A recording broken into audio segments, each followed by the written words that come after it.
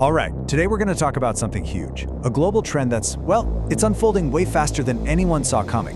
We're talking empty schools, aging societies, a future that looks nothing like we were promised. And it all starts with one single, kind of shocking number. So 0.93. What on earth is that? Well, that's China's current fertility rate. And let me tell you, a number that low, it's a signal of a massive, society-altering change. But the historical context, that's what's really going to blow your mind.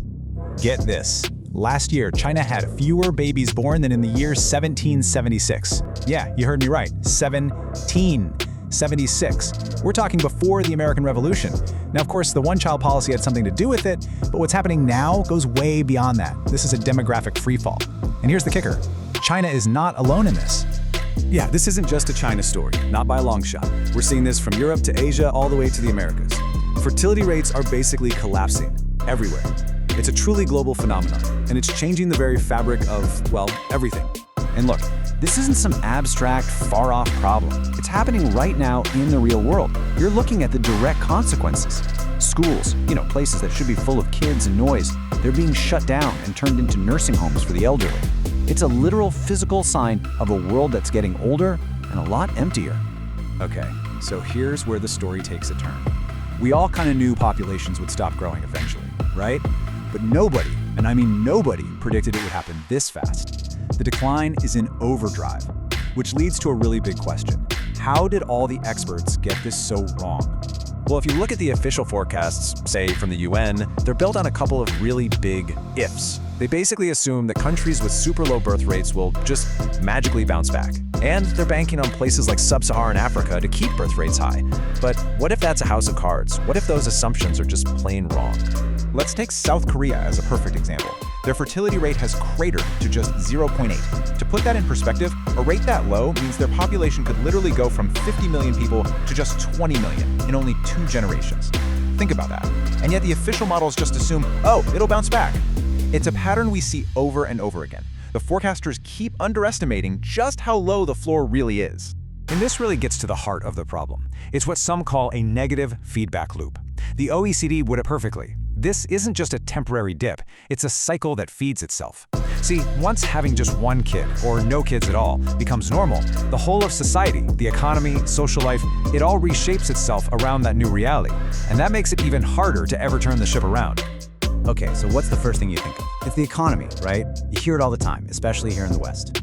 I mean, who can afford to have kids? Housing is through the roof, childcare costs a fortune. It just makes sense. It feels right.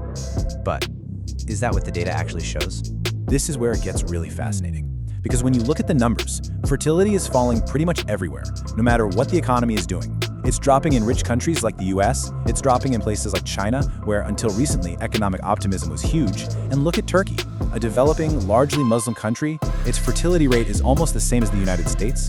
That tells you something really important. The main driver probably isn't what's in our wallets, it's something cultural. So, if it's not just the economy, then what is it? What could possibly be powerful enough to change human behavior on a global scale like this? Well, a growing number of researchers think the answer is literally in the palm of your hand. That we're living through a quiet but massive cultural revolution, and it's all being driven by our phones. They call it the smartphone theory, and the idea is pretty simple actually. For the first time in human history, people from totally different cultures, from Seoul to Istanbul to Ohio, are all consuming the same media, the same shows, the same social trends on their phones. And so, they start making similar life choices. It's like a global synchronization of culture. And you can see just how dramatically things have changed. Think about it. Our social lives are completely different now. The time we used to spend actually, talking to people face to face, going on dates, building relationships, a huge chunk of that is now screen time. And the result is pretty clear. We're seeing a massive increase in people living alone. And it goes way beyond just dating. The entire youth culture has shifted. Young people today, they're drinking less alcohol, using fewer drugs, and having less sex than their parents or grandparents did. It's a complete 180 from the social trends of the 60s and 70s. So it's really no surprise that marriage rates are falling off a cliff. So, okay, fewer people. What does that actually do to our economies? Well, here's the twist. At first, a falling birth rate can actually give the economy a boost. It's called a demographic dividend. But, and this is a big but, that dividend doesn't last forever. Eventually, it flips and becomes a huge liability. Here's the two-step process. Step 1, the dividend.